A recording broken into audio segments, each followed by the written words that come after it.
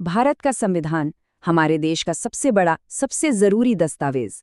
पर अक्सर एक सवाल उठता है कि इसे बनाया किसने? क्या ये किसी एक इंसान का काम था या फिर इसके पीछे कई लोगों की मेहनत थी? चलिए आज इसी सवाल के जवाब को जरा करीब से देखते हैं।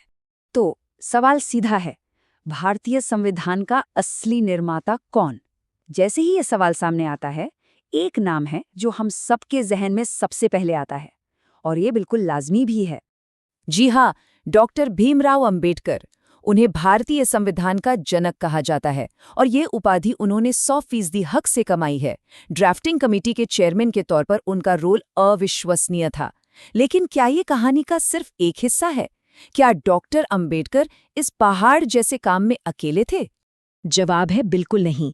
सच तो ये है कि डॉक्टर अंबेडकर एक जबरदस्त टीम को लीड कर रहे थे, एक ऐसी टीम जिसके कंधों पर संविधान का पूरा मसौदा मतलब पहला ड्राफ्ट तैयार करने की जिम्मेदारी थी, और उस टीम का नाम था ड्राफ्टिंग कमेटी।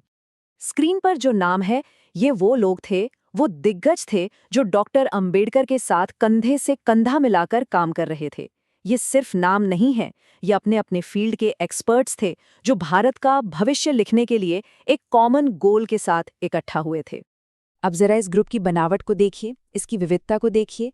एक तरफ डॉक्टर अंबेडकर जो खुद महार समुदाय से आते थे, और वो एक ऐसी कमेटी की अध्यक्षता कर रहे थे जिसमें ब्राह्मण विद्वान थे, वैश्य समुदाय के लोग थे, मुस्लिम सदस्य थे।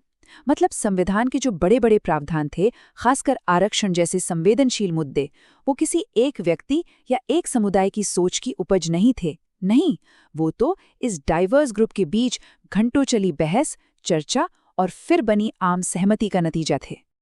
और ये टीम वर्क सिर्फ ड्राफ्टिंग कमेटी तक ही नहीं था। अगर हम जूम आउट करके और बड़ी तस्वीर देखें तो पता चलता है कि पूरी की पूरी संविधान सभा को चलाने वाले नेता भी उतने ही विविध बैकग्राउंड से आते थे। ये वो चेहरे हैं जो पूरे संविधान बनाने के प्रोसेस के, कह सकते हैं कि गाइडिंग लाइट्स थे।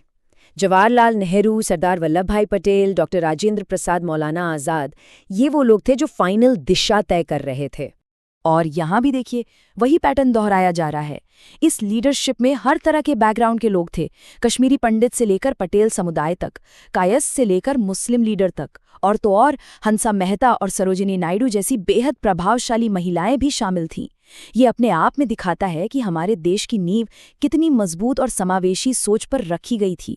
तो जब हम इन सभी कड़ियों को एक साथ जोड़ते हैं तो एक बात शीशे की तरह साफ हो जाती है, भारत का संविधान किसी एक व्यक्ति की देन नहीं है, ये हमारी साझा एक कलेक्टिव नेशनल विरासत है।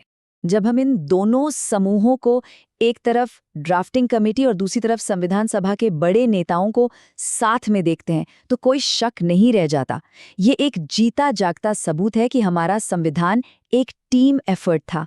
हर लेवल पर, हर स्तर पर ये एक सामूहिक प्रयास था।